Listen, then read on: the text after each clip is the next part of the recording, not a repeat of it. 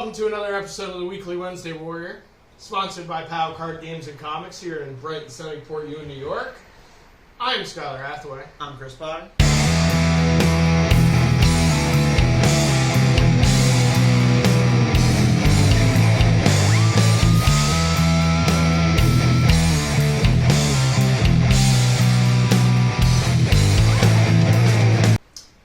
What do we have today, Chris? Today we're going to be talking about Flash number 3, Godzilla, War for Humanity 2, and Transformers number 1 by Daniel Warren Johnson. We're skipping a week, folks. We're skipping a week. We're going straight to next week because next week's comics are better. We've only read one of them. Yeah. So after we've read, there were 9, 10 titles this week that both me and Chris are pulling usually. Right. If you look at the walls this week, there's a lot of regular features on this show that are on the walls that were just okay. Yeah. What are we even talking about? I'm going to honorable mention Ultimate Invasion before we get into Flash. This book is... I've been really fond of it. I really like Jonathan Hickman. I really like the Maker. He's writing Jonathan Hickman's The Maker, who is a very complicated character, who is never... He's not a villain or a hero, but he's not like an anti-hero villain either. He does things because he thinks they're going to work out. And he's super intelligent, so you can't even say that his actions don't make sense, because they always do in some way, if that makes sense. Everything he does has a purpose that leads to a point. And what this book has been really excelling at for me is showing us what the world a maker would make looks like. And it is a world of false peace, a world of countries run by dictators who only half believe their values. It is a really broken world that looks like ours with superheroes kind of in it. The only superheroes we see in this book are basically UN representatives, and they are pretty despicable, as we find out. The only good character in this entire run is Howard Stark, which is another thing I enjoyed seeing. Howard Stark is a character who I don't think has had more than an issue dedicated to him over his entire lifespan. Howard Stark is a real background character. We get to see him in the present, see how he molds Tony in another universe. The main reason this isn't on the show is because Skylar doesn't like it, and the other reason is this book, I don't know where it's going. Because this is supposed to be the thing that starts a new Ultimate Universe, which is supposed to be just a modern reinvention of Marvel, a way for readers to jump in. And I would not give a new reader Ultimate Invasion and say, read this and then read whatever Ultimate book of characters you like. Read this and then read Ultimate Spider-Man or Ultimate Avengers, depending on what you're a fan of in the movies. So I feel like in that way it fails at its job, but I like the execution of this series. Disagree with a lot of things Chris said, but I wanted him to get his thing out. I don't think there is an Ultimate Invasion. First of all, the book has a bad title. Yeah. Second of all, Brian Hitch is probably one of my least favorite artists in comics. At least, one of my least favorite capable artists in comics. Yeah, he's not he's bad. He's got his resume and he's done his stuff, and the dude still can't keep me entertained. I have the same problem with Mike Deodato, coincidentally. Okay. So, the art fails, straight up. There are a couple great spots where he shines, still poses. Kang the Conqueror looks pretty sweet in his Iron Man suit and stuff. What I would call this book is, a very Marvel title. There's nothing to beat up here. I'm going to be honest. There aren't a lot of themes.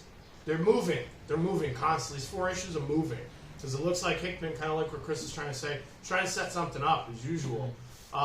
Problem is though, he's taking parts from things that are set up prior that don't have any reference or basis in current Marvel continuity. Right. I have no idea what's going on in this book. I read 4 issues of it. Yeah, there's a lot of very confusing things in here. And I don't mean they're confusing either. I really mean I don't think there's much in this book. Okay. I think there are some things that are just straight up confusing. What's the deal with the future Ultimates that Kang sends back? They're trying to the Ultimates don't exist. The Maker is a big bad. You need to take down your big bad. So logically, I still don't understand why them, because they don't exist. Is what I'm saying. From a writer's standpoint, you have to encourage your audience to continue reading. So by giving them bits of things that aren't exactly explained, it encourages your reader to continue reading. Usually, me, no. Yeah. I get pissed off at that kind of stuff. I agree with Chris. Where are all these people, for half of the series, you get a bunch of people just showing up out of nowhere. Exactly, and, beating the hell out of, doing a bad job of beating up the Maker, and then turning into putty because the Maker has Bill and Ted powers. Yeah. Which is also a little silly. But, oh, you know, whatever. This is a Marvel book. Like, they can do whatever they want in this book. Hickman can do whatever he wants in this book. He set himself up to do whatever. I don't think editors look at him anymore. You know what I mean? I think this is all, like, Hickman do what he wants. And there's some serious pros and cons to that. One of those cons, Brian Hitch coming along for the ride. Yeah, I'm very excited that the next book Hickman is doing for this line has Marco Cicchetto on the book instead of Brian Hitch. What did you pay for these 4 issues that were okay? Oh, and $5 an issue? No, they are $9 an issue. They're he paid $40 for a series he's happy with. Yeah, no, I like this book. You know, he likes it. He doesn't love it. But again, $9. If this book was $5, I actually think I could recommend it to a person. Because this has $5 worth of content in it, not $9. But I add, the first issue had $10 of content in it. That first issue was sweet. They set up so many things. They made the Maker look so badass. He like takes down our 616 Avengers, no problem. Yeah. Gets out of the thing. And then we don't see any of those characters for the next 3 issues. Nobody cares. Yeah. Then the thing ends on, and we don't mean to like summarize this. I can't leave this on the show without discrediting it on some level. The issue ends, the 4th issue ends with them showing you that they have found Captain America. What makes you think that the Maker is so smart, other than Hickman telling you that he's so smart? Because every time he had an instant to be smart in this book, he was an idiot. Let me go and take away all the powers and dictate those powers the way I want him to. He set up his own failures. He set up the people that are going to take him down. Right. Because he didn't let things go the way it was supposed to. And then he thinks he's got this grand plan that he's going to, like, win out the universe or something. But his grand plan is to unravel himself, more or less. Right. Then he's being tackled by these like, Kang people. And these Kang people, he doesn't know why, he doesn't know how, he doesn't know when or whatever.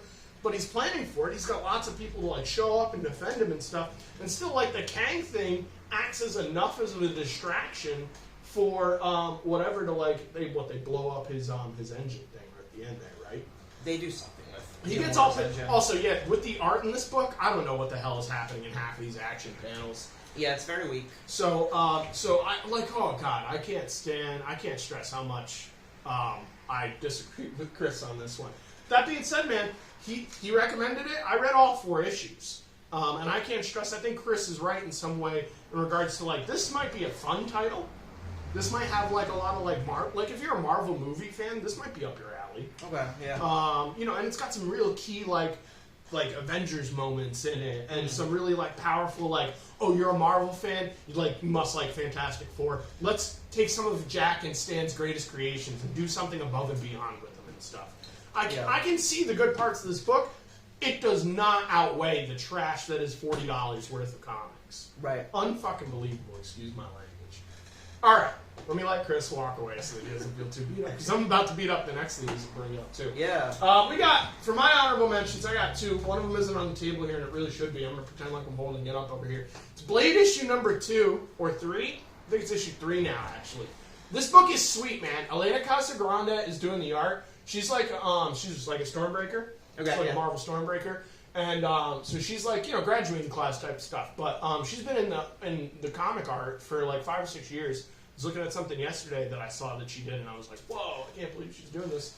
But she's doing a great job, and I'm under the impression that Brian Hill, the guy who's writing the book, asked for her specifically because she was doing such a great job coming up in the art thing. And Brian Hill is one of those writers that usually if he asks for something, they give it to him just because he's coming from film and screenplays. And yeah, he's writing that Titan show and stuff. He's like Rodney Barnes. You're familiar with Rodney Barnes? Rodney Barnes is another guy who comes from TV. He wrote like Everybody Hates Chris and stuff. Or Ta-Nehisi Coates.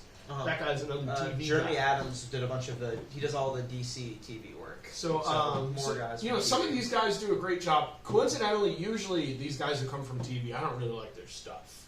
Yeah. Brian Edward Hill is the like one exception to that rule, and he was in comics prior to TV. He got into TV, then he came back to comics. He keeps going back and forth.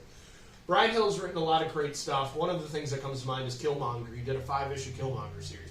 Who does a Killmonger series? You have to have some pull to be asking for books like Killmonger, Beta Ray Bill, and Blade. Yeah. You know, so this guy has pull, and he's good at his work, and so he's selling this book.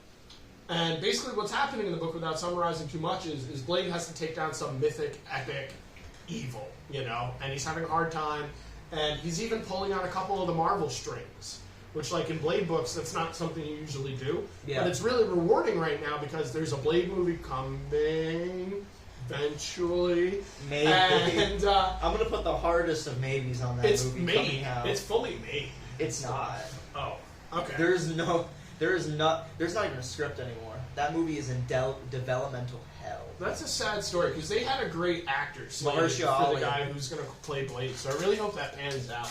But in any case, if it doesn't pan out, this Blade series will definitely. We got a Blade series out of it for the most part. It will definitely fill what you're looking for on Blade, and it's got a bunch of cool tie-ins. And Jed McKay wrote Blade into Moon Knight recently. I wouldn't be surprised. That was kind of weak. It was kind of weak, but I wouldn't be surprised if Brian Edward Hill uses Jed McKay's version of Moon Knight in this run of Blade for no purpose and nothing.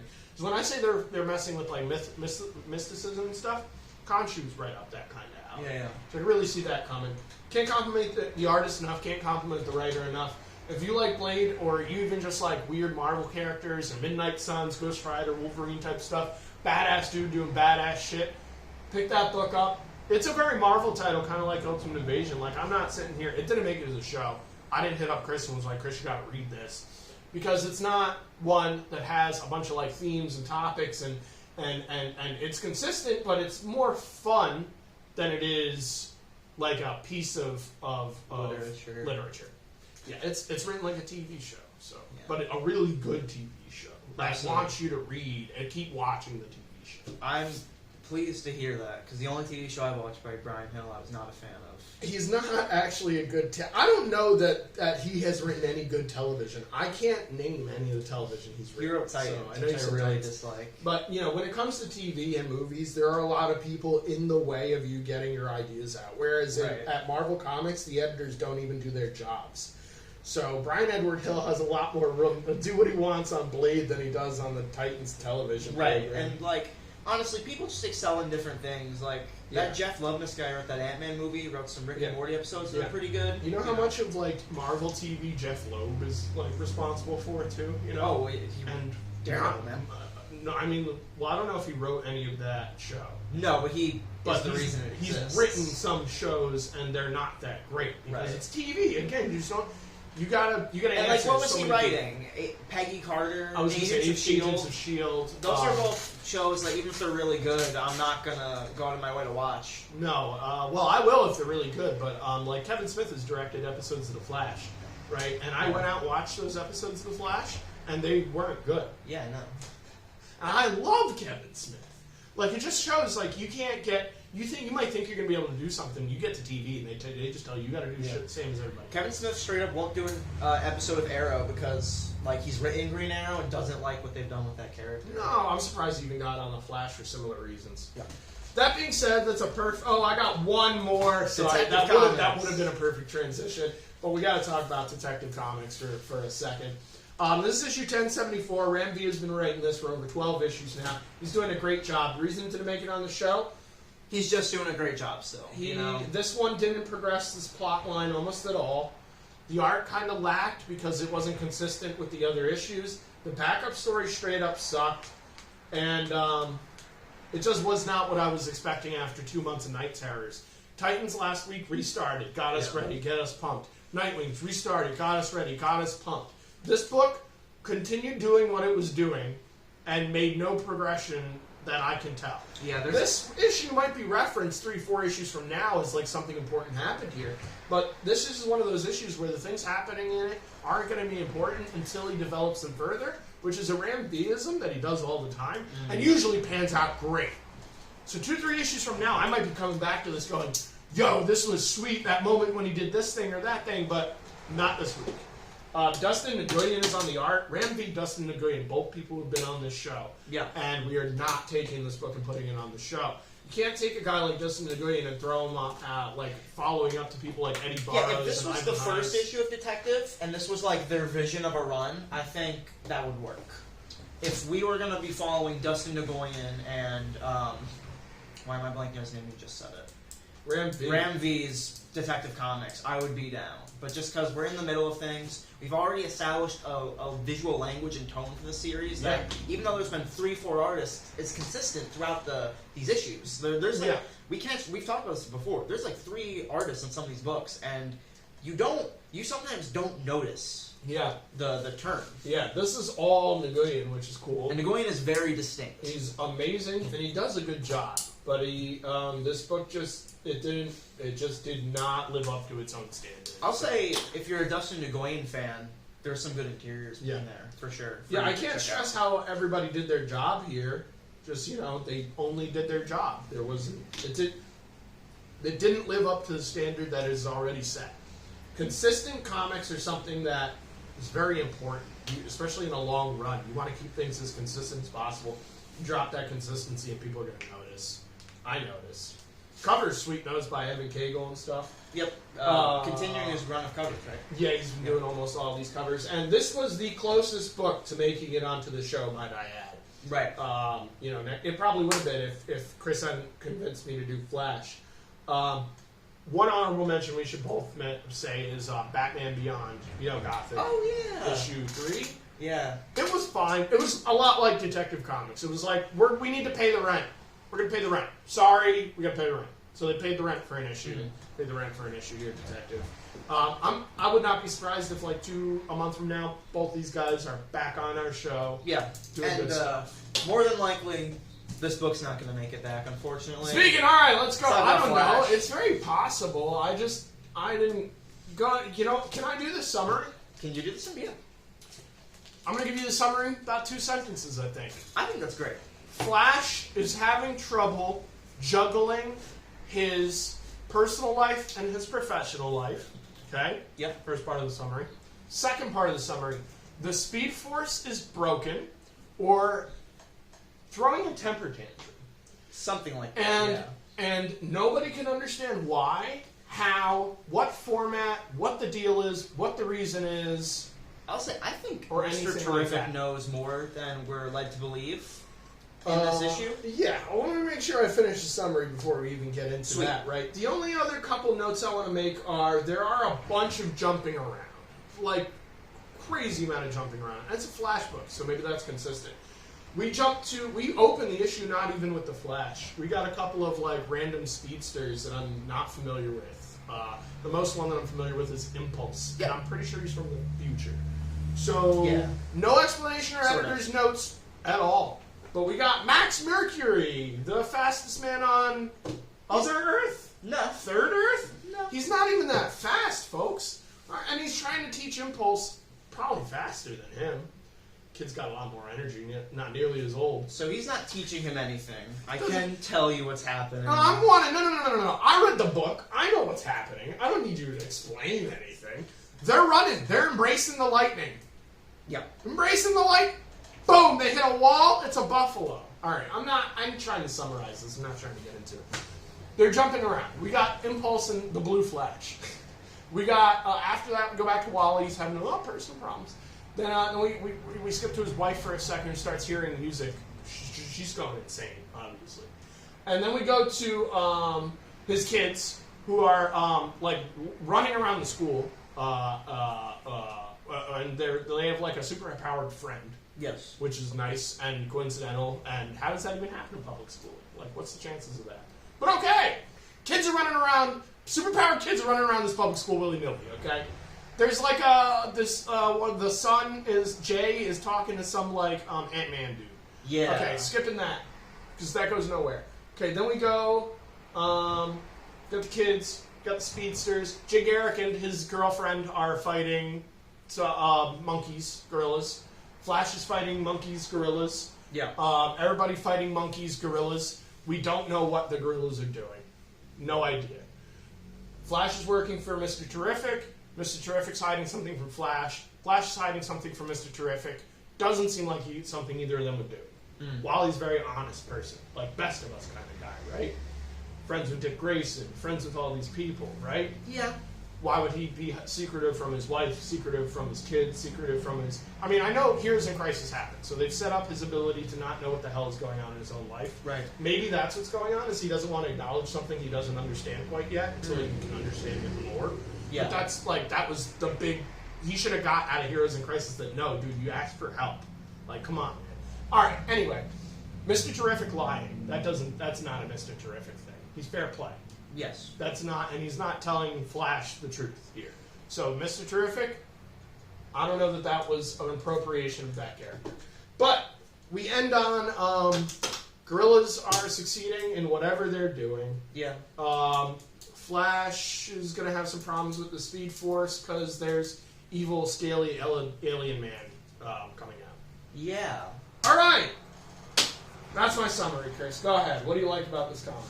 Alright, so first off, we talk about consistency in comic books. Yes. This book is directly picking up everything Jeremy Adams set up. A lot of the things you were complaining about is Cy Spurrier paying off Jeremy Adams beats. Might I The add- kids in school, the name of...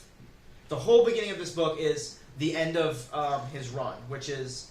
There's this, like, thing that Max Mercury does. He's a Mark Waid character, and he's a reappropriation of, like, a very golden age speedster that DC made before Flash.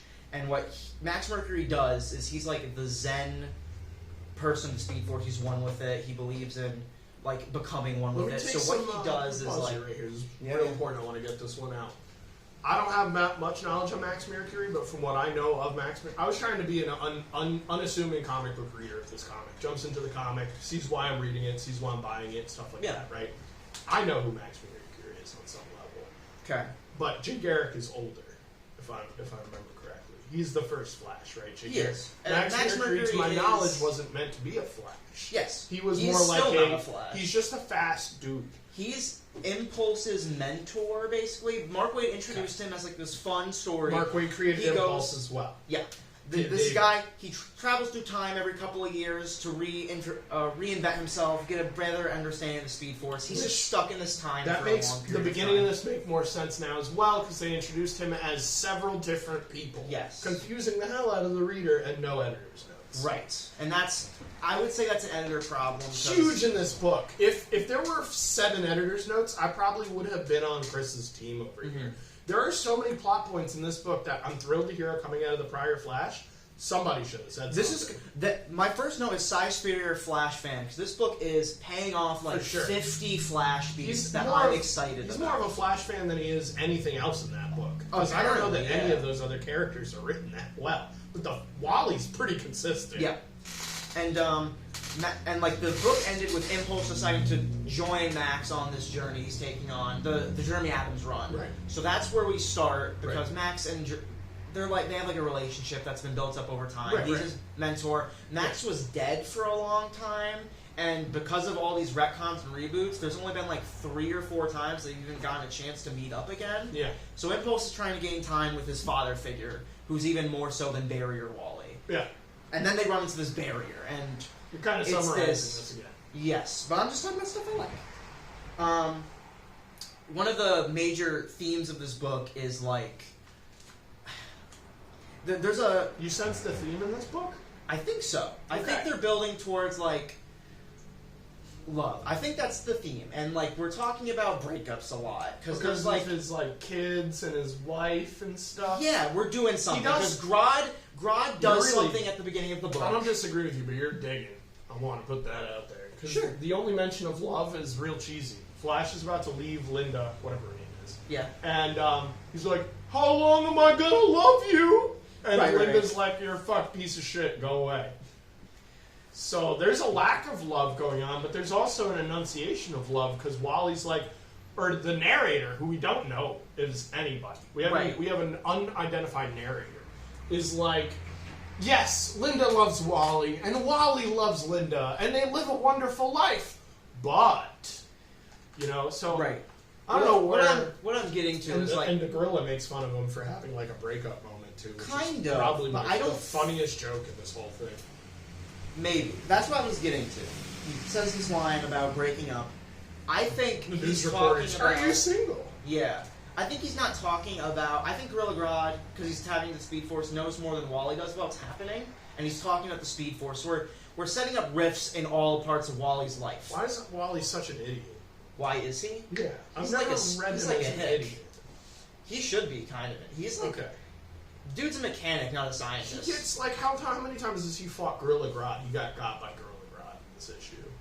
Twice, That was such a hard swallow for me. No, I mean, over the course of Flash's history. like tons of times. Yeah, And but he Gorilla gets Grodd got. is doing some... That's one thing I will say is weird about this book. Gorilla Grodd is doing something new. I don't know what he's doing, though. We're he's not like supposed trapping to. people in, For like, temporal bubbles. For some reason, Cy Spurrier does not want us to pick up on the plot point with these gorillas. Which is very distracting when reading a comic book. Because who's the big bad of Flash? It's Grodd! It's Mirror Master Grodd, maybe. Like, it's with, like, Reverse Captain Flash. Cold, maybe. Yeah, you're right. But, like, after that, I don't know.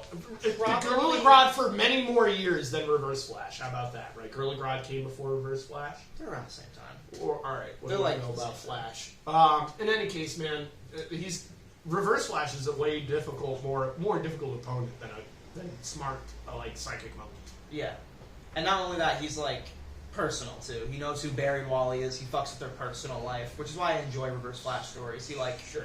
Yeah. He's a very Joker-esque character and what he does. Yeah. Killing Joker kind of stuff. Yeah. Like, a lot worse. And antithesis of the Flash. Yeah. Yeah. So, throughout this book, again, another beat he's paying off. Linda had speed powers when pregnant throughout Jeremy Let's Adams' go back to run. that love thing. I don't think you've solidified that beat. Okay. Like, where are you sensing that from?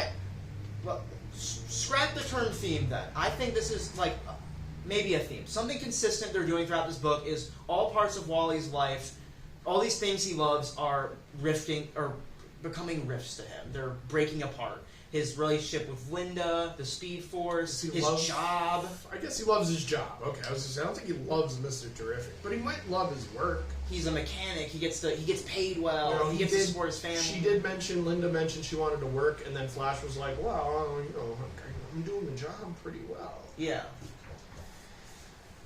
So yeah, all parts of Wally's life. He's being ripped apart from the things. Right, and I think that's the thing that's... Distancing. Yeah. Distancing. We're dealing with distancing. Which is appropriate for Flash, right? Because Flash is a man who runs distance. For him to feel distance from everything around him is going to cause problems in the future. I can see that. You didn't have to dig as hard for that one either. The love is not there. Sure. Yeah, I was trying to get to something, trying to figure out what I figured it out. Distancing.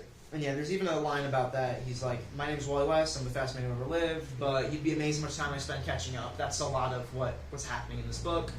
And again, just paying beats off. While Linda had speed powers, now she's slow again. So she's like, I can't do as much anymore.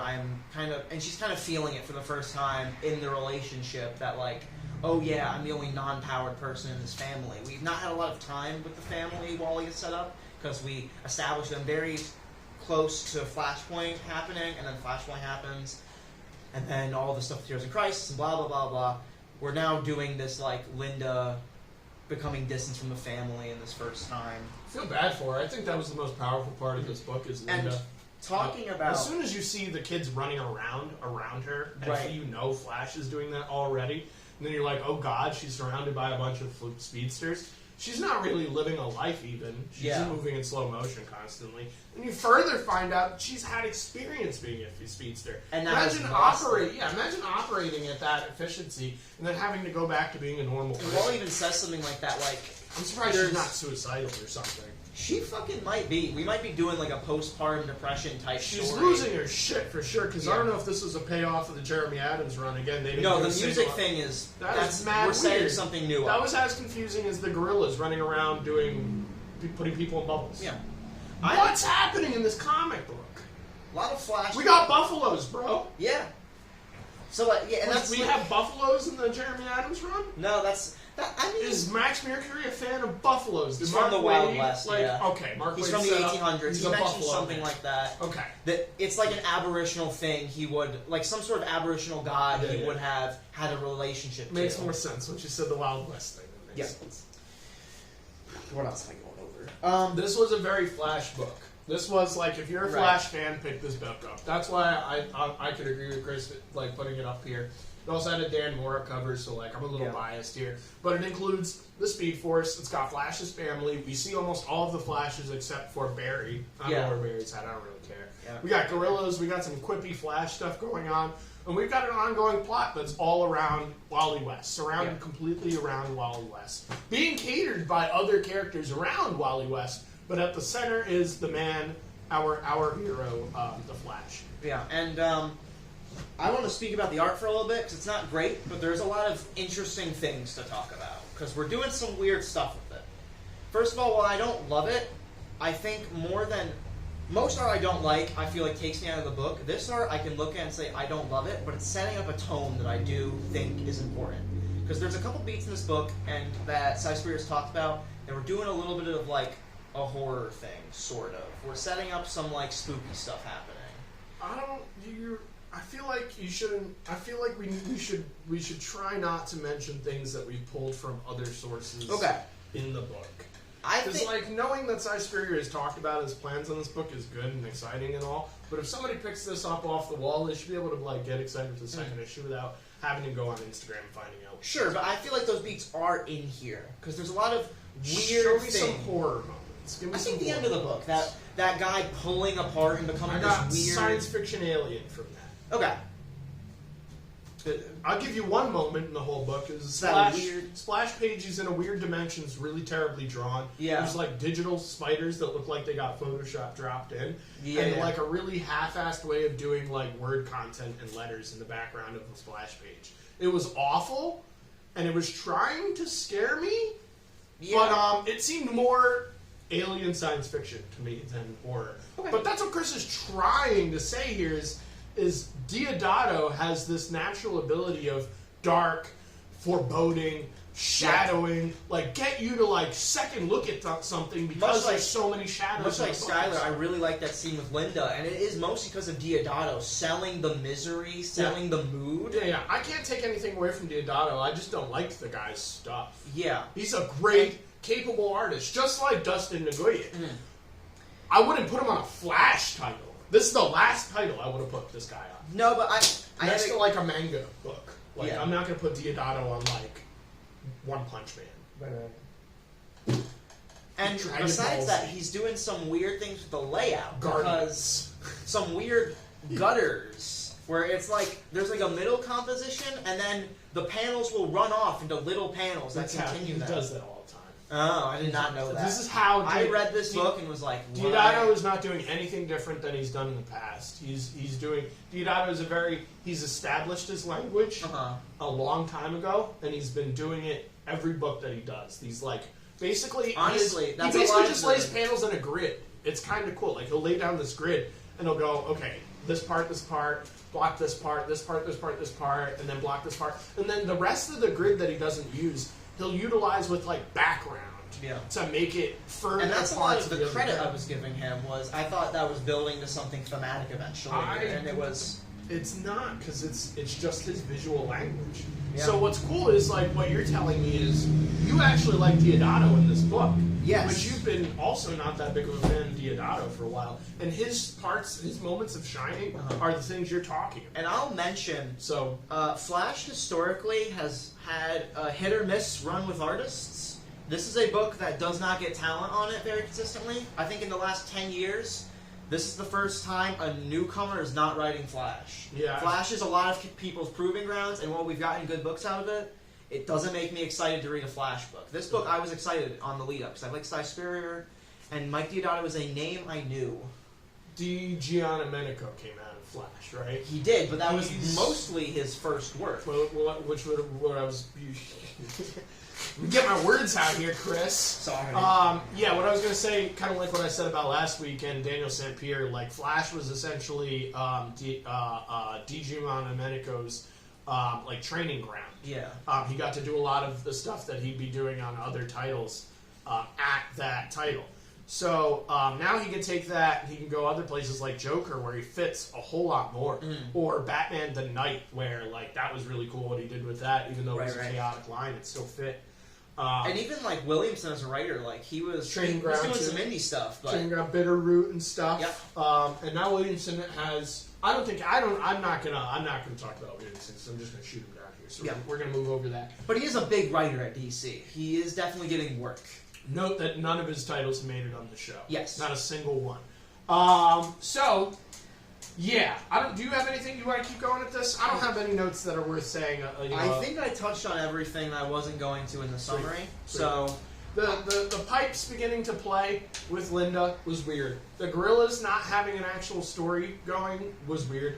Mr. Terrific lying to anyone is weird. Mr. Terrific having a son that they mentioned in 2 lines and didn't do anything with in this issue and gave us no editor's notes is weird. Yeah. I don't know I know where that kid came from. I've read a lot of Mr. Terrific. I've read all the Mr. Terrific the past 3 years. Right. And I know it's somewhere. It might be in the Terrifics. I think he got his kid from his wife who survived in a different timeline, but then the wife died in our timeline. The kid was still there, so he had to bring the kid back to his timeline to take care of the kid. Don't quote me on that. That would have been a Jeff Lemire title, which was interesting. Anyway, I'm so lost with this title. I don't know where it's going. I don't know why it's happening. I don't know why the writer is working with this artist. I don't know that these people have ever worked before. That being said, I got a huge respect for Mike Deodato because that dude has done some really cool stuff in the past, just not Flash. It's just not the place for this guy. Cy Spurrier is a great writer. He's done a great run on John Constantine. Highly suggest that. That's where this guy belongs. You want to talk about horror and mysticism and dark stuff? I think he's even done a little bit of backup stories in Justice League Dark when Ram V was writing. Yeah, that sounds sweet. Cy Spurrier is great with that kind of stuff. This is so far from his peripherals. What are we doing here? You're gonna write what are the editors doing here? That's what I really want to ask. This shouldn't fall on Cy Spurrier. This shouldn't fall on Mike Deodato. This shouldn't fall on this guy Mulhill who's coloring the book. This falls on the editors for literally dropping 50 issues of Flash that Jeremy Adams just did? Yeah. Dropping all of it? And also context from 200 issues of Mark Waid Flash. Slash Jeff Johns Flash. This should have been filled with editor's notes. This should have been read this, read this, read this. But what I will take away from Cy Spurrier is it's fun to go and homage all the stuff you like and do all the things you want. That's what a run is for, not a single issue. And we'll see how this plays out. He's poured on us so much thick Flash influence that if you don't read the Flash prior to this, I don't suggest you buy this comic book. I would agree. That's kind of what I was telling Chris earlier in the show. This is a Flash comic. I think this book has a lot for you, and that's why it's on the show. Probably the best Flash book that's come out in a while. I don't mean to take anything away from Jeremy Adams either. I haven't read that guy's stuff. No, he's a very... We talk about writers like this all the time who are kind of jobbers, who are good character writers, and that's what they do. And he's one of them. He writes the characters really well and tells stories about characters pretty well. And a lot of the stuff that's in this book, there's a lot of cute things that Cy Spurrier is not setting up. Jai has an action log that we got a couple issues of narration from, and that was a lot of fun. Yeah. Where we'd see these perspectives from this little kid. Yeah. And Irie has this dumb superhero name, which they call dumb all the time, but she's a little kid. All these things that were really fun character beats are kind of weird in this book, but he's paying them off, and I appreciate it. I'm gonna rip it apart a little bit more. Yeah, go ahead. There was a quote. Barry was talking about Gorilla Grodd's voice. He says, that voice, like tectonic plates under an ocean of honey. You know tectonic plates move all the time? Yeah. Constantly under the seas. They're moving right now. Honey's delicious. That was the dumbest line, maybe, in the whole book. I can't even say that because there's a lot of them. How about PEMDAS? Did you know Mr. Terrific doesn't know what PEMDAS is? No, that was a hard pill to swallow, though. Okay, we're moving on. I'm done. No, all right. I'm gonna give this one more. I'm gonna give it an up. I'm gonna give this one up. Okay. I've already gave it a few ups. I've thrown Chris every bone I could possibly throw in this summary. Wally says, bees, hexagons. Says nature loves a pattern. Mm-hmm. We were talking about love and distancing. We were talking about how the Speed Force is going crazy and stuff. And I don't know why they were taught. There's only one reason that Cy Spurrier even set up this page, and it was to deliver this line. Yeah. Because it's a bunch of people talking about a bunch of nonsense that, as a fiction reader, you don't need to know what they're actually talking about. Yeah. High science talk. But then he delivers this line, nature loves a pattern, which is going to act as foreshadowing for what's going to come. Chances are the people that are messing with the Speed Force have done this before. And not only that, we're just not familiar with it. Also, the beginning of this book is paying off a pattern. Max Mercury doing this cyclical event. Si Spurrier is a fan of Flash. There's a higher chance now that this has happened before and he's paying something off. And also, the team is mostly there just because those were side characters in the Atlas run that we spent some time with, who did the same shtick. They spoke a lot of jargon and told Wally he was either smart or dumb. Yeah. Not my favorite thing, but again, paying off the last run. If you read Flash consistently, this does, like... Yeah, there is no... This could be 801. And actually, I would say this should be 801. Technically is 801. Yeah. Alright. Did we beat this up enough? Yeah, let's talk about a better comic. We're not sure if you should buy this comic or not. This is the one time on the show that we're unclear. I mean, again, if you're a Flash fan, it's really good. Buy it if you're a Flash fan. If you're not, good luck. We're going on to Godzilla, War for Humanity #2, which I don't know that Chris would have put in front of Flash, to be honest with you. I think that Chris is more humoring me a little bit here. Because Chris really did truly enjoy that Flash issue, whereas I put it back on the wall when I was done with it. Yep. Godzilla War for... The reason why it's on the show is because this book is consistent, the art is dope. Yes. I've never read a better Godzilla book. It's creative. And the covers are sweet. Both the regular cover, both the variant cover. A lot happens in each issue, too. It's seriously moving. I even thought there was a time skip in between two issues that so much shit happens. Yes. But there isn't a time skip between the first two issues. I mean, there's like a little one. Like, not enough for the little girl to grow up 3 years. Oh, no, yeah. Which is what I was thinking. So, I'm going to summarize summarize this. this Funny. one. There's a couple of bits that I chuckled at. Yeah, let me summarize this real quick. Angrius is walking across the Earth. He's trying to be guided by the humans. He gets attacked by the fungus monster that I should know the name of now, but I didn't bother to memorize. Fungus monster starts fighting the thing. People are losing control. People are losing their homes. People are dying. Our kaiju migration force, the people that we got introduced to in the first issue that manages the kaijus, summons their battle people. Yeah. Maybe my favorite splash page in the whole thing. Yeah, that was fun. He's really seriously taken shield agents / Power Ranger types. Yeah, they look ridiculous. They look great, and their costumes are so well designed. And they're running into this Ava, basically. Yeah. They're going to manage this Ava. So they send this Ava kaiju thing out to go and fight the two other kaijus, and super fast gets destroyed. The evil fungus thing opens the Evangelion thing's mouth, spews vomit liquid into its mouth. It infects the people inside of the cabin that's manning the ship. Yeah. They then move that kaiju back to base. The people leave the kaiju and start attacking the base. Everything is going wrong. Our main character, Dr. Honda? Yes? I think is, I think her name is Yuko Honda. She's trying to get a control on everything. She's trying to wonder why Godzilla isn't helping anybody. So she goes out and there's this legend that there's a thing that can talk to kaiju, some island in Japan. So her and her investigators go out to talk to this thing, and the thing basically tells her that Godzilla's tired of human shit. Yeah. It's tired of the humans being a virus on this planet, and this fungus monster is here to eviscerate the virus. And in Godzilla and the Kaiju's opinion, you gotta let viruses eat viruses so you can clean the world. Right.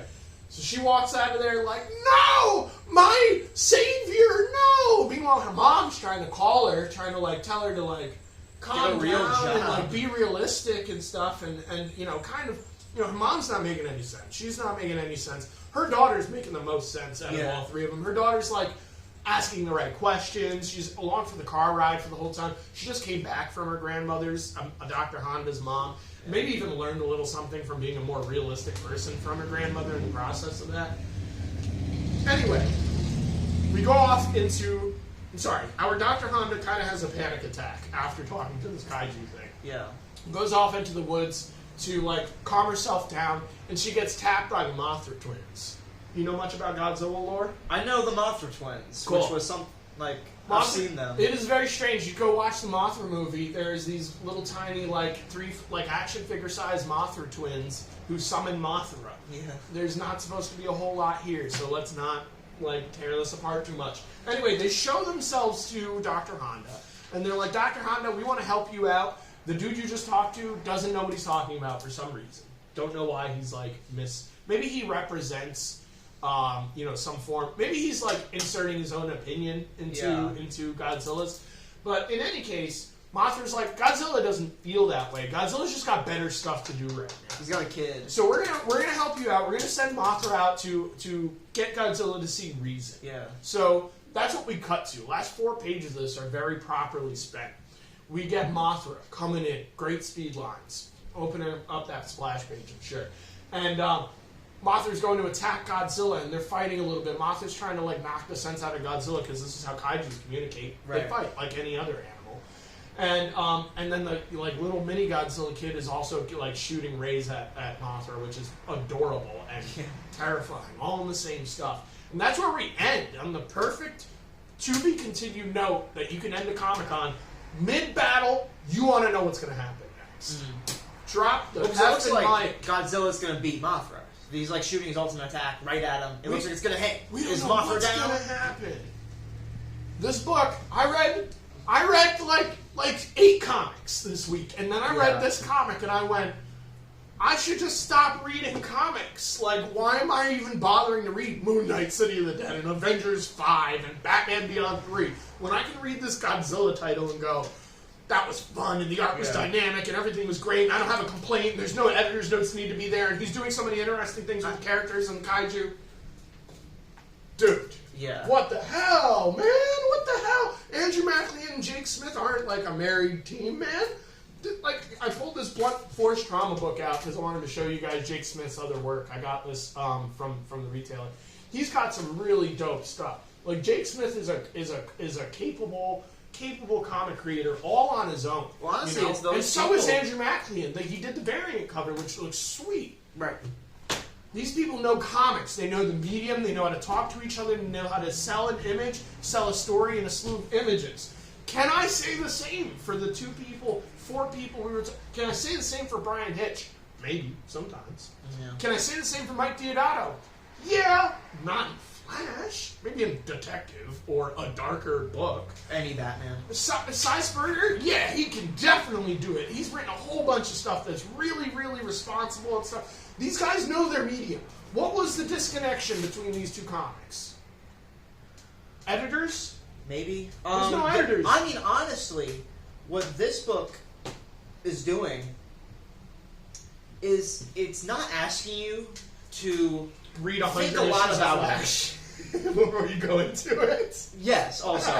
it kind of wants you to have watched some Godzilla, but I haven't watched Godzilla, but I'm aware of Godzilla things. So I got everything that was in this book. Like, maybe that fungus is in Godzilla 10, and I just don't know. Yeah, no, it's a new character. Okay. I can swallow it, because this book isn't asking me to think a lot about it, honestly. But you totally can. And There's a couple things. There's a couple beats. There's a theme that's been going on throughout this book. It's about, like, guardians. I'm not even going to say mothers, because Godzilla's not really... Right. Godzilla is a parent, but not to this girl. Guardians. Specifically, parental guardians. Because Godzilla is kind of that for this girl, and... You know, we're doing this, like, her mother versus Godzilla, and Godzilla paralleling her mother. They both are disappointing them at similar and now points. Godzilla's got his own kid, right? And yeah, they're probably doing something with that. And we have this mother has such, like, a different opinion, and is sort of unreasonable, but sort of very realistic. And in both ways, she is a fully fleshed out character, because she's right. What her daughter's doing is kind of ridiculous, but also she's right in that she's won all these doctorate awards. She has this acclaim to her, and her mother gives her, like, no respect, basically. Yeah. So there's on this both hands where they're both people, and that makes the whole situation a lot more realistic and a lot more relatable to follow. And these 2 characters, her mother and Dr. Honda, they're not seeing each other's sides of the fence. Yes. And that's kind of the same thing what's going on with Godzilla. He doesn't have the opportunity to see what's going on with the humans because he's so concerned being a parent to the kid that he's watching. And speaking of, so you have to take sacrifices as a guardian, and one of those sacrifices that Godzilla's making is the humans are kind of getting the crap beat out of them at the moment. And, like, Godzilla has a consistent theme. In every Godzilla movie, or at least it should, at least in the first one definitely does, Godzilla is about the horrors that mankind has unleashed. It's really about the atomic age, that first one, the nuclear bomb. So, in this issue, Godzilla is docile. He's not the villain of the story, but he is reacting in, like, the way he would. He is, like, a protector of Earth in that he has been the bomb. Let me say that this way. So now he is trying to. He feels like an empathy because he was the bomb. He feels like he has responsibility almost to not listen to these humans. He's a retired hero.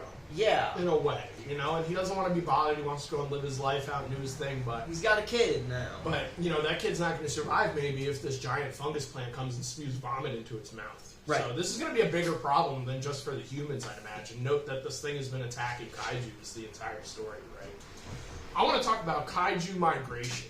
What an interesting concept, huh? It is. That was the other note. You know, there's in a Godzilla book, I don't know how to properly write one, and that's one of the things you have to tackle when you go and write a Godzilla book. Godzilla's not a comic property; he's a visual, like, monster movie, essentially.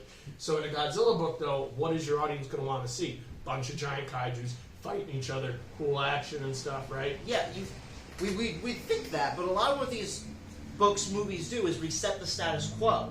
So, like, we get to a lot of them do. This one is. Sure. Yeah. But, like, Godzilla comics often, we're setting up... The monster has to show up. We don't set up with them living alongside humans, which is a huge idea in this book. We're seeing how... No, usually Godzilla books are a bunch of human stuff, Here's a monster. Is it about how they, like, adapt to Godzilla? No, normally it's about a bunch of human stuff.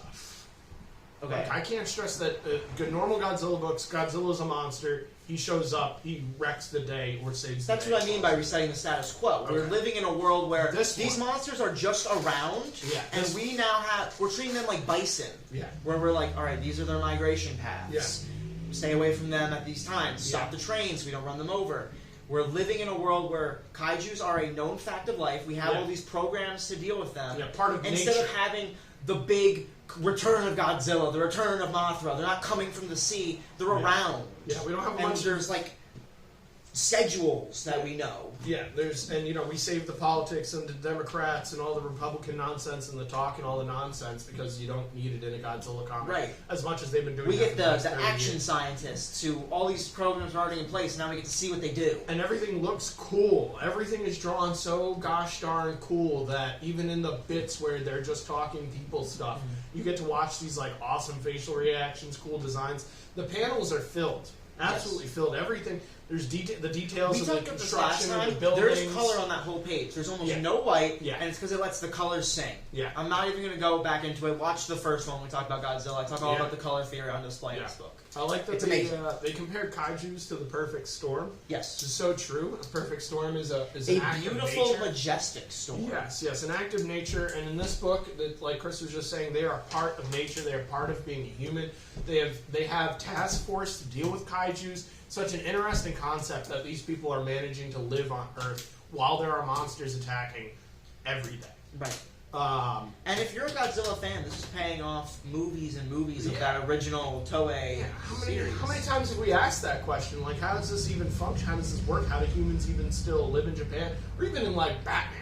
Why are people still living in Gotham and stuff? If somebody went and, like, did a run like this on Batman and justified a whole bunch of reasons why people live in Gotham, I think Batman would be better for it. Godzilla's about to be better for it. I feel like there's almost a book that does do that, and it's White Knight, one of the perennial Batman books. Yeah, but he's like kind of like shooting on Batman in every single possible time he can. So you have to take that one with a hard pill.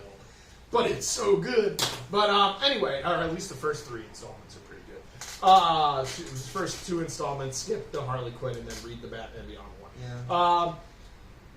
So War for Humanity. This book is such a treat, is really what I should be coming down to. I can't wait to read the next issue. I would suggest this to anybody. I would suggest this book to kids, adults, Godzilla fans, monster fans, the tiniest knowledge of Godzilla. I have enough where I get the references instead of being like, Such an awesome cover. Look at all the work he's putting on the art in this fucking comic. Look at that rim light that just like puts this, highlights everything. It's kind of beautiful. This like nice red on blue. Cool, it's good stuff. Cool, distinct designs from ships to clothes. There was a Mothra on her dash hanger when they were in the car earlier in there. There's a little Mothra hanging down, and I'm like, why? Foreshadowing. Right, I'm like, why is there a Mothra? Andrew MacLean throwing in some foreshadowing in the panels. Freaking awesome, man. War on several fronts. we're not just dealing with the kaijus at the end of this issue. Right. Now the base is hounded. They're in the middle of like some winter place. Mothra's attacking Godzilla. The fungus kaiju's attacking Andrews. Probably other kaiju soon. The next issue's gonna be crazy. Not only that, among the kaiju research team, we have the billionaire who wants to fight the kaiju with his mecha program, and then we have these researchers who want to use the kaiju to help the kaiju work on their migration programs, talk to them, work with them. Do it from a more natural perspective. Right. Seriously, man, this next issue's gonna be sweet. I'd almost guarantee it's gonna make it up on the Weekly Wednesday Warrior again. Yeah, at least at the start, just be like, this was still sweet, art was good, Yeah. fight action was great. Yeah. These are just good books. It's worth your time. Yeah, and your worth money. everybody's time. It's a $5 book. It's worth it. Cheaper than Ultimate Invasion. Yeah. We don't have to beat this one up too much, right? Buy this book. If you're not buying this book, you're missing out on one of the best comics that are on the wall these days. Right? I think we can say that about our next book too. Yes, Transformers 1. Technically. All right, so you're probably wondering what the F is happening right now. And I'll be honest with you, I don't actually know. This book is not yet on the wall. PAL card games and comics fans, Transformers fans, Weekly Wednesday Warrior fans, Shonen Jump fans. I don't know who's watching the show anymore. How could we wait to talk about this book once we have it in our hands? Since we've known about it, we've been looking forward to this book. Have I shown you the praise of our Lord and Savior, Daniel Warren Johnson? I think we've mentioned his name. We pray to him every Sunday. You're going to find on Specifically the in the show. morning when we go to the Weekly Wednesday Warrior Church. We sing his name in glory. I feel like, Skylar, you have 3 guys who are always going to make it on this show. Tom Taylor, D-Dubs, Chip Zdarsky.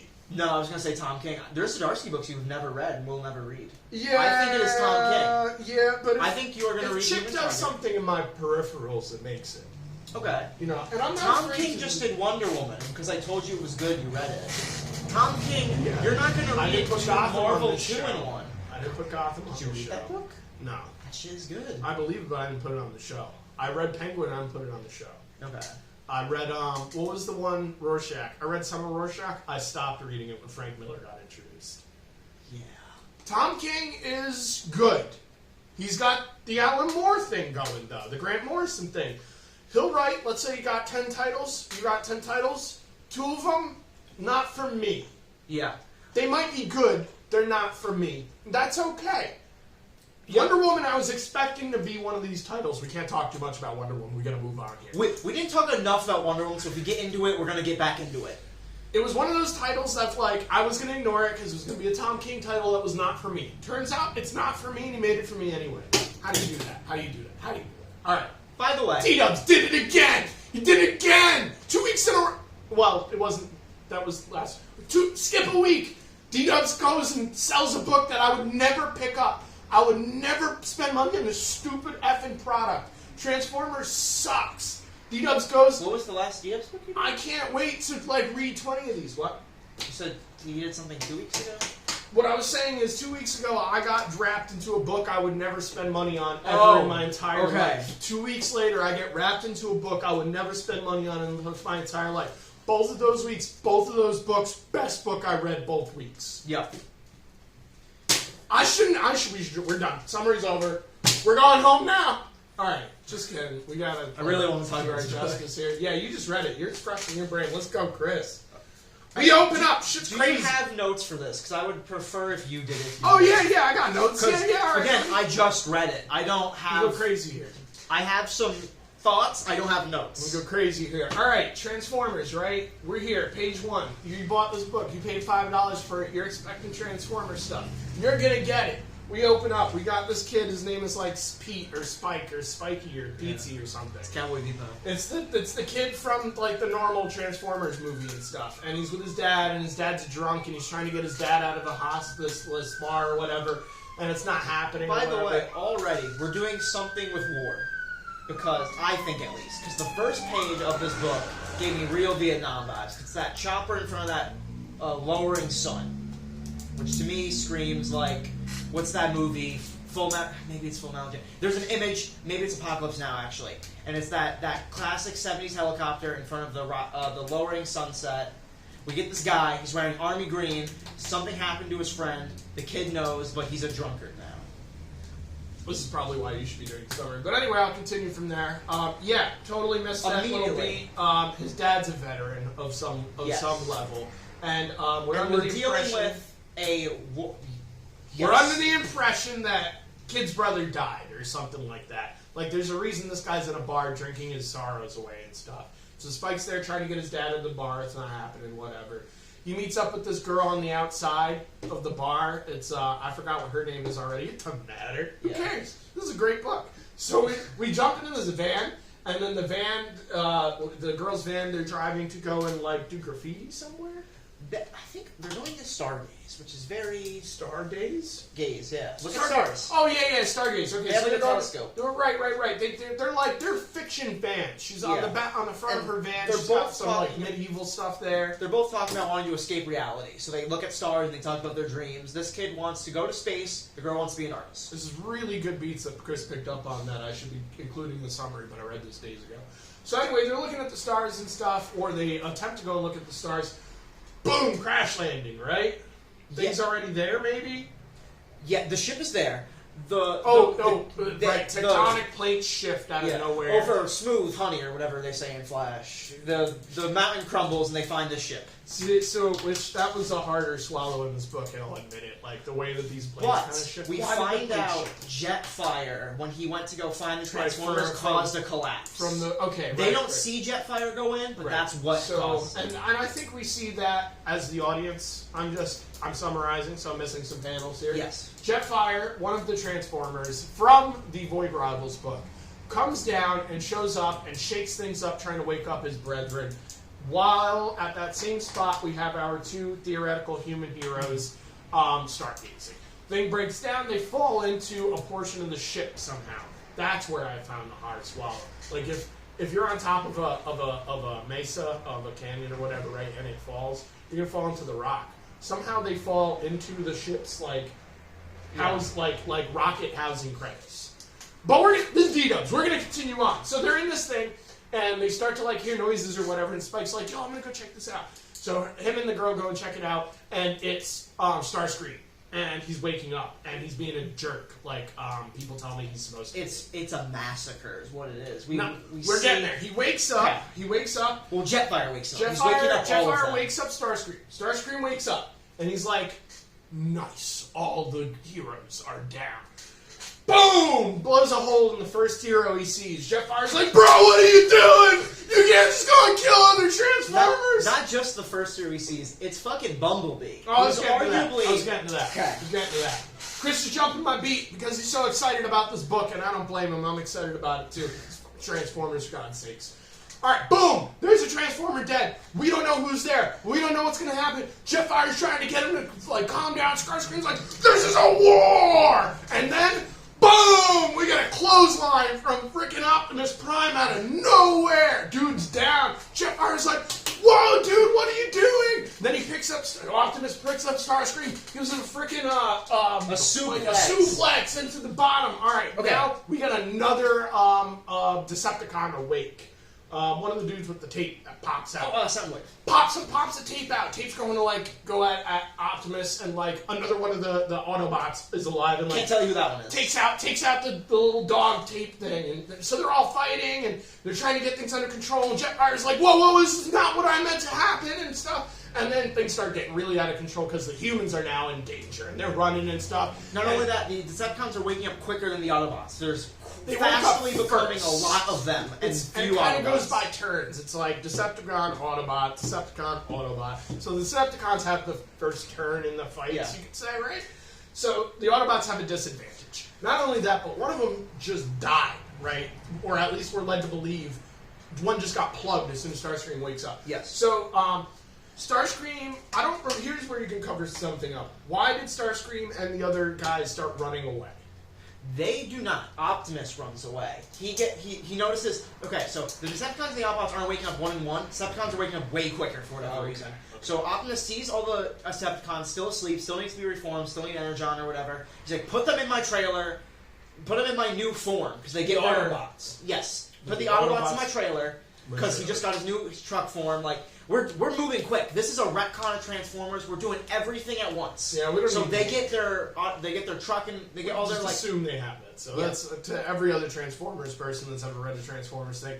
Optimus turns into a truck. Done. He becomes a truck. All the Autobots are in his trailer. They leave. They go right down the mountain with the humans in it. With this other Transformer tailing alongside. Off a literal cliff. Somewhere in the battle, as the humans are getting screwed up themselves, Optimus goes and like, "Come on, little dudes, I got you," and throws them in the cabin. There's a couple of beats where they're like, "What are these things?" And they're like, "They're the people of this planet or whatever." So D-Dubs is trying to stress to us very important. Something important does happen first. Jetfire's mortally wounded. Not only is that's happening, and that's where we get all the exposition. D-Dubs is trying to tell us that nobody knows anything. Autobots know nothing, Decepticons know nothing, humans know nothing, audience knows nothing. This is an introduction to Transformers. You don't need to know any names prior, you don't need to know characters are prior. Everything gets set up in this book. And if you do, they're just resetting things up. It's quick, so it's easy to swallow, and everything looks so sick that you are frothing at the mouth. You're like, show me my favorite Transformer. You're just like waiting for the money shot of your favorite character or whatever. Yeah. So, the Autobots escape, sort of. They're still being chased by the Decepticons, who all coincidentally can turn into airplanes. Yes. Jets, more accurately. So the jets are going after the Autobots now. They're shooting at them and stuff. And Jetfire becomes on fire. Yes. How? You remember how? Optimus shoots at him with a rocket or something? Starscream or someone does. Starscream. He's trying to stop Starscream to chase the Autobots. And Starscream's like, "You're a joke." Boom! Yeah. Now Jetfire's on fire. Jetfire goes chasing after. It's the moment when Starscream tells him, like, "Do you know what this mark means? It means pure evil." And he's showing him the Decepticon sign. He's like, "You have no idea what you've walked into. Right. You're so naive." Plugs him in the gut. Right. If this were a regular comic book, this is some violent, gruesome gore we're doing. Incredibly violent comic. So then, Starscream's going after the dudes, and there's a couple other Decepticons that are going after the Autobots. But then they all run out of Energon, the thing that drives Transformers. Yeah. And Starscream's like, "All right, guys, I guess we'll go and find some Energon. We'll go back and chase the Autobots later. Mm-hmm. We took out one of them. We're on the advantage. We're not doing so bad. I don't want to leave this opportunity, but I can't take them alone, and I know it." Yes. So the Decepticons go off. The Autobots go off. Everybody goes back to recollect themselves. That's where my summary kind of just fades. You know what happens after that? Yeah. So, Jetfire's dying. He just explains his mission or whatever. He was in Void Rivals. Yeah. He went to go find energy. I don't know if he's dying. He's mortally wounded. Yeah, right. But no, he's dying because there's something. The ambulance Transformer guy tells Optimus. Optimus is trying to use the Prime or the Allspark or whatever heals Transformers to heal him. He's like, the Allspark heals, but it can only do so much. Right. He is dying. Right. And he's like, "I failed. I found nothing out in the reaches of space. I've been deactivated for this long." He's like, "Do we have any hope?" And I was like, "I don't know." We cut back to the dad and his friend. Yeah. They apparently work at like an energy plant.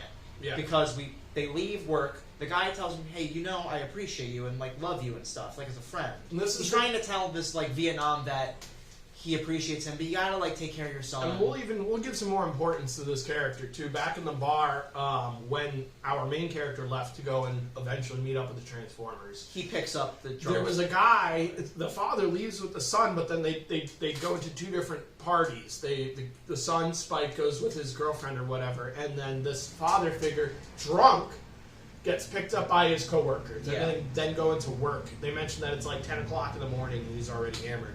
Cut to what Chris is talking about now. Way later in the book, they're driving away from they're driving to the job, I think, actually, because the end of this ends them at work. Yes. So they're driving to the job. The dude's like, "You sure you can work right now?" Like, no, this is all right before it happens. During like the locker room leaving.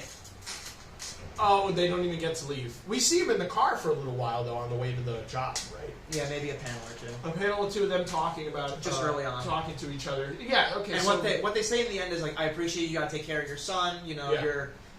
And he's like, "Do you know what I went through?" And he's, like, yelling at him, and he, like, totally doesn't reciprocate. Yeah, the father totally doesn't reciprocate this guy's feelings. He's trying to tell him, his coworkers. Yeah. That, like, he's important to him, and, like, they're friends. It's not, like, a romantic thing they're setting up at all. And the kid... He's trying to tell him he's, like... Spike knew the guy's name too at the bar. They're regulars. They know. Yeah, they're like lifelong friends to some extent. Yeah, real good buddies. There's almost like an undercurrent for me where this is like this guy got him a job after the war. Yeah, maybe. There's really important, and the reason me and Chris are beating up the veteran's friend, Spike's dad's friend, is because at the end of this issue, we got a squish. Yeah, Starscream is there picking up energy. He's looking for a reason. He's looking for what on Earth could be transferred into Energon. Yeah. So the thing that they find is this power plant, I guess. Yeah, and for no reason other than he thinks humans are, like, pathetic. He picks him up and goes, look how squish you are, crushes him, issue ends. Yes. So, crazy stuff. The thing moves super fast. There is so much in this book. There's emotional beats, thematic beats, action beats. All moving. One of my bigger notes is the villains have drive. They need to get Energon. The heroes have drive. They need Energon, and they need to stop the villains. Mm-hmm. The humans have drive. They've just been invaded by aliens. Yes. Right? Everybody in the book has a reason to progress their plot. Unlike Flash. Yeah. No, everything Sorry. adds. I don't care. I'll tell you in 5 issues what the girls were doing, but I'm not going to find out till the end of the arc. Yeah, probably. I fucking know how rating for the trade works. But speaking about editors, D-Dubs does not write for the trade. No. Well, yeah, he does. Yes, he does. Do a Powerbomb was written for trade paperback. He does it the way Kirby does it. They both have a way of doing it, which is very distinct from how Sci-Spirit does it, where it is, they make sure there's a beat at the end of the issue, that the issue is self-contained, and then every 6th issue, there's a bigger beat. And not only that, so you keep reading. And not only that, but D-Dubs there's a consistent story. D-Dubs can entertain you in the meantime, no problem. Yes. Whereas a lot of people have that, like Tom King is one of those guys, I'd say. I don't know if he's going to keep you entertained as much as he's going to keep you interested. Tom King is the king of writing for the trade. Most people read Tom King once his work is done. He's going to keep you interested. And that's how that shit is written. Like, I can't even say that's the wrong way to read it, because that's how he writes it. He writes it in one sitting, like it's a script for a single, like it's a script for a graphic novel. Giant story.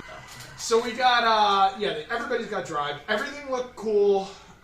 Everything was dynamic. We got dead people. We got dead robots. Bumblebee is the one thing I wanted to mention that Chris was talking about earlier. Right. That is the first person that bites the dust. He bites the dust so fast you don't even really recognize it's Bumblebee up until the point Optimus picks his dead corpse up. I knew immediately. Picks his dead corpse up. Well, I'm sorry, I don't read Transformers like you're good. Picks this dead dude's body up and is like, no, Bumblebee! And then that's that moment that I went, D-Dubs is trying to dissuade a certain specific audience of Transformers people from reading this comic. Mm-hmm. And he couldn't have done it in a better way, because not only is it distancing those people, it's bringing people that don't normally read this comic into reading this comic. Right. Because this isn't your Pappy's Transformers. That being said, this is your Pappy's Transformers! You know what this isn't? This isn't our Transformers. No, this is G1 stuff. This is the ideal version of what D-Dubs grew up on. This is what Dad wants to read, theoretically. And here, me and Chris are the younger of the people that are probably reading this book, going, this is sweet. This is exactly what we want. You know what, though? Open it up. Those Michael Bay fans, they're a bunch of mooks. Nobody likes those movies. Garbage shit. Let's get that shit out of here. What I will say, this book is selling.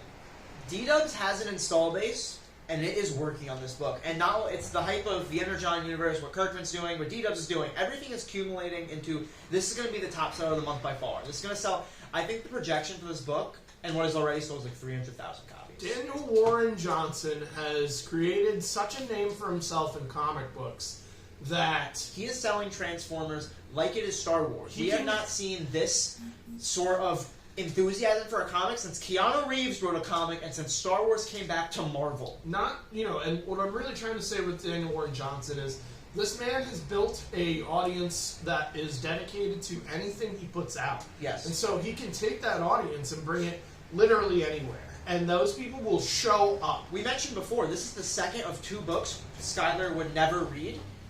But I had to convince Skylar to read Wonder Woman. This was a book Skylar just picked up. Yo, me and Chris picked up.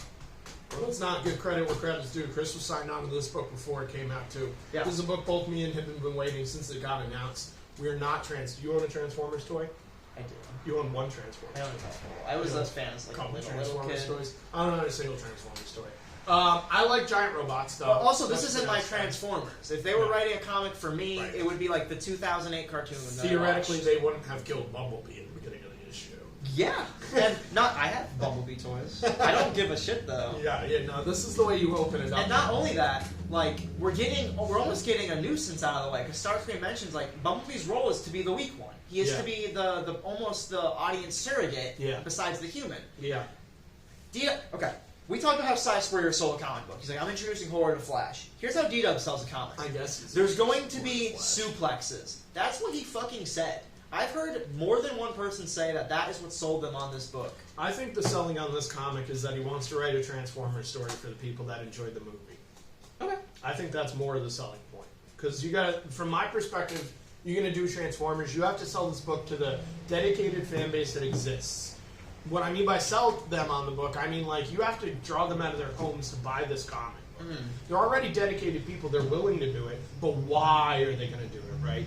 So D-Dubs has to make sure that he's satisfying a very specific audience with the thing that he's putting out. Right. I think he's doing it, but I don't know because I'm not part of that audience, which is the most interesting part of that.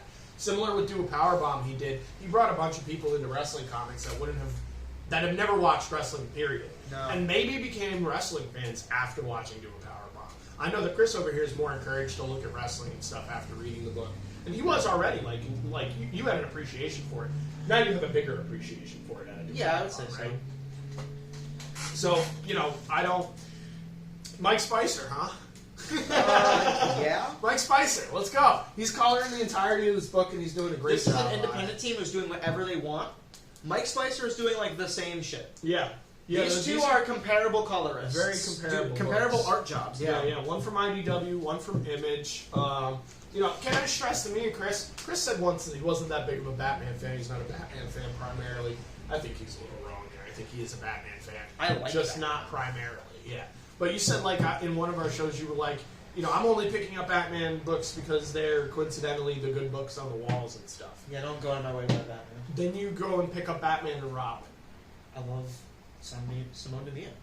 I love Damian Wayne. I would pick up a Robin book. But that's kind of what I'm stating here. It's like, you say you don't like Batman that much, but then, like, occasionally I see you weak in the knees, Yeah. So let's be more accurate here. Me and Chris are big Batman fans, right? What could be further from our norm than, like, Godzilla and Transformers? Yeah. 2 books based in toys, basically. My favorite character is on the show this week, and it's the first book we did. Yeah. I want to beat the hell out of this book, but honestly, I suggest our watchers just go and pick it up and beat it up themselves. I do want to say, there's some things that could be seeming superficial about this book, almost like Godzilla. Godzilla is not superficial, by the way, but there's a lot of... I don't think that book has a theme, it just has a lot of cool ideas. This book has a theme. We're talking about war. And we're talking about the horrors of war, the scars of war. We're talking about all sorts of things to do with war. And we're doing it in a really nuanced and mature way. We're in the 80s. We're talking about Vietnam. We're talking about probably some degree of, post... Fuck. PTSD? PTSD, jeez. Yeah. Post-traumatic stress disorder. And we're doing it with Transformers 2. They're all waking up. And not only that, he's giving us all these beats to linger up on. There's something we... Very importantly, Megatron is not one of the Decepticons that wake up. Not yet. Starscream is hellbound making sure that isn't going to happen. There's a huge beat we're setting up that is Starscream is the leader of the Decepticons, and he is undermining Megatron. Megatron might be coming later. We're setting him up. Yeah. He's going to be... I have a feeling that when he shows up, it's going to be a jaw-dropping moment. Yeah. Can I tell you, too, that you spent a bunch of time talking about page 1. Page 1 is a story in and of itself. If you pulled that page from this comic... It is a panel of Vietnam. A panel of Optimus Prime deactivated. It's a panel of the drink. They're getting you... We're doing the ship crashing. We do everything. We're getting you into the book without having spent too much time doing it, and he does it in one page. It is wordless, and it sets up the parallel of the story that the rest of the issue pays off. It is masterful stuff. D-Dubs is a master of his craft. We've said it before. We'll say it again. There's also a point here where everything seems pretty realistic for the most part, and then you enter the fiction really fast. Yes. You stay there for the rest. Not only that, there's a really cool beat to bring us into the fiction. These characters are intentionally bringing themselves into a fictional world. They mention this. Mm-hmm. They go to this cliff to escape reality, go to the fiction, and that's Yeah. where we go. It's Yeah. a really cool idea. Yep. We got some emotional, real people with some real problems. We got some fictional people with some real problems. Even though we don't remember these characters' names, these are the best people I've ever read in a Transformers book by far. Yeah. I care about all of these people. Yeah. I'm interested in their lives, Yeah. their struggles, almost more than everyone. In Yeah. the Transformers. Just as much as I'm interested in the Transformers in the book, which is crazy. People in Godzilla books and in Transformers books, always your least favorite part of the thing. D-Dubs, Andrew McLean, Jake Smith, Mike Spicer, y'all are delivering comics I don't even know that this world can appreciate properly. And not only Thank you that, for doing it. who else is a brush inker on the wall nowadays? D-Dubs is like the only bastion of classic comic technique left. Like, Yeah. I feel like this guy is bringing that vibe, but it's not a brush. I know D-Dubs is working with not like an actual paintbrush and ink, Yeah. but he's doing these like really hard to work with from experience, like these Pentel brush pens and all this Yeah. stuff. Yeah. It's like him and Archer, and Archer only does sketches with them, you know? Yeah, I think Simone DeMio's using it. I think Capuccio's using it too. Okay. They're guys who have like 30 tools around them, and they're using all of them in one item. You But know? I think D-Dubs is only using, you know better than He I do. uses a lot of Okay. microns, paintbrushes. He'll break out. He's the same. He'll break out whatever he thinks is applying there. Sweet. But anyway, Weekly Wednesday Warriors, go pick up Transformers #1. It's the best book on the wall. It's gonna be out Wednesday. I don't even care what we didn't look at the rest of the week that's coming out. It's this week. I don't care. It's Transformers. Like, it's gonna be the best book on the If wall. we do a show next week, we're gonna mention that Transformers was the best book again. Maybe we'll review it again. Fuck it. Like, there's probably still to chew up. Yeah, I'm sure I can. If I reread give this book a reread, yeah. Yeah.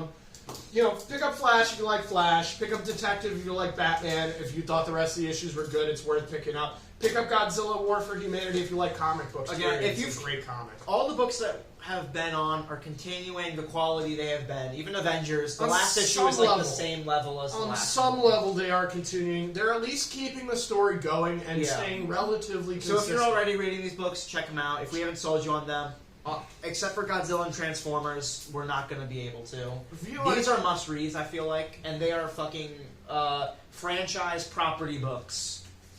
You know? What a world we're living in. Thanks for watching. We'll see you next week. Have a good one.